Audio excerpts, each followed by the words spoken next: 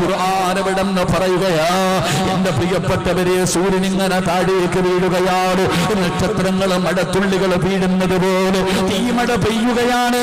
പടച്ചവനെ, ഈ പ്രപഞ്ചത്തിലെ സർവചരാചരങ്ങളും തകർന്ന് തരിപ്പണമാവുകയാ.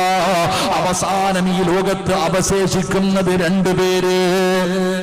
ഈ ലോകത്ത് അവശേഷിക്കുന്നത് രണ്ടു പേരേ ഉള്ളൂ.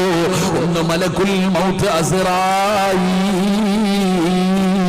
പിന്നെ ഈ പ്രപഞ്ചത്തിന്റെ അധിപനായ അല്ലാഹ്. അങ്ങനെ രണ്ടുപേര് മാത്രമാണ് അവശേഷിക്കുന്നത്. അല്ലാഹു ചോദിക്കുന്നു, അസ്റായീലേ, ഇനി ആരാ പോകേണ്ടത്? ഇനി ആരാ പോകേണ്ടത്? അല്ലാഹുവേ, ഞാനാണ് പടച്ചവനെ, ഞാനാണ് പടച്ചവനെ. അസ്റായീലും അങ്ങനെ മരിക്കുകയാ. അല്ലാഹു മാത്രമല്ലേ ഈ ദുനിയാവിലുള്ളൂ, ഈ പ്രപഞ്ചത്തിൽ